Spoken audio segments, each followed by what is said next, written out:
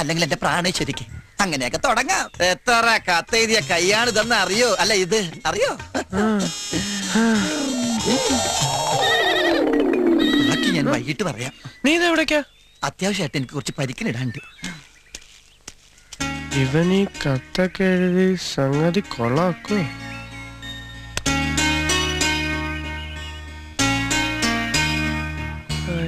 ഈ പണ്ടരക്കൊക്കെ പറ്റിച്ചൂലോ പണി.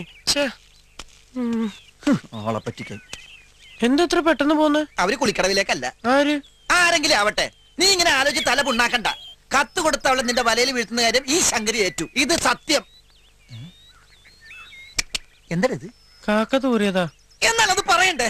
കാക്ക തൂറുമ്പോ നേരത്തെ പറയാറുണ്ടാ? ഞാനിത് ഏത് വളർത്തിക്കൊണ്ട് കഴുകും?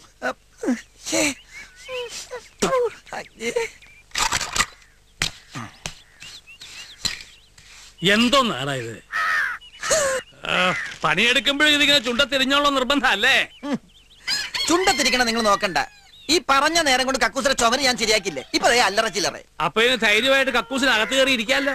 ഇടിഞ്ഞു വീണാ നാളെ തന്നെ ശരിയാക്കി തരാന്നേ. ഓ, അപ്പൊ നീ ആളെ കൊല്ലാനുള്ള പരിപാടിയല്ലേ? ഗോവിന്ദേട്ടാ, അമേരിക്കയിൽ വരെ വലിയ വലിയ കെട്ടിടങ്ങൾ ഇടിഞ്ഞു പൊടിഞ്ഞു വീഴണം. പിന്നെയാണ് ഗോവിന്ദന്റെ കക്കൂസ്. ഉദാഹരണത്തിന് മതി മതി, നിന്റെ നാവടക്ക്, എന്നിട്ട് പണിയെടുക്ക്.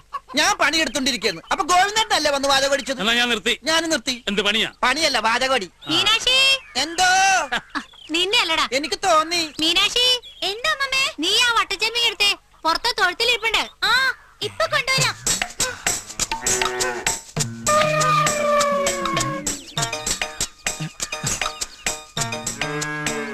കൊടുക്കാൻ പറ്റിയ സമയം.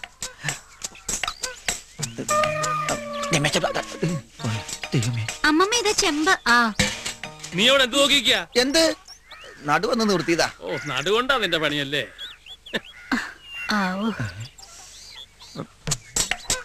എങ്ങനെ ഇപ്പൊ തിരിച്ചെടുക്കുക? പെണ്ണ് കണ്ടതുമില്ലല്ലോ. പുലിവാലായോ?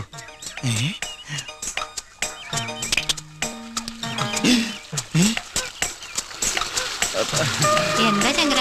ഇത്തിരി കഞ്ഞോളം വേണമായിരുന്നു കുടിക്കാനാ. അയ്യോ, ഇത് മുഴുവൻ പശുവിന് വേണ്ടി ഒഴിച്ചൂലോ. നിനക്ക് ചായ മതിയോ? അല്ല, ഈ സമയത്ത് ഞാൻ കഞ്ഞോളം കുടിക്കാറേ. ഈ വയറിന്റെ കാളിച്ച മാറാ, അതാ നല്ലത്. ഇനി ഇപ്പൊ ഈ അരി തളക്കട്ടെ.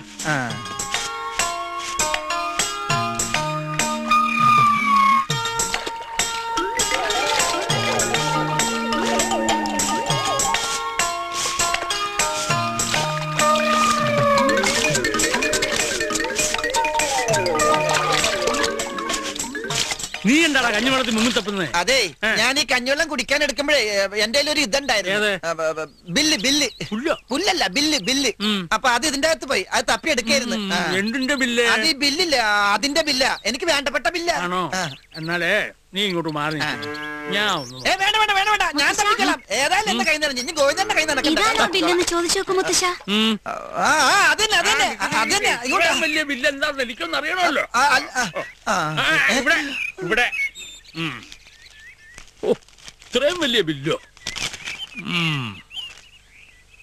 ജീവന്റെ ജീവനായ പ്രാണേശ്വരിക്ക് നിന്നെ കണ്ട നിമിഷം മുതൽ മനസ്സിന്റെ ശ്രീകേവിലോ?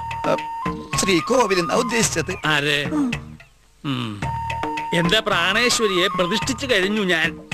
ഇനിയുള്ള എന്റെ ജീവിതം നിന്റെ മാറത്തെ ചെണ്ടയിലൊരു പൂവായി. കാലപ്പനിലെ പാട്ട. കാലപ്പനിലെ പാട്ട്.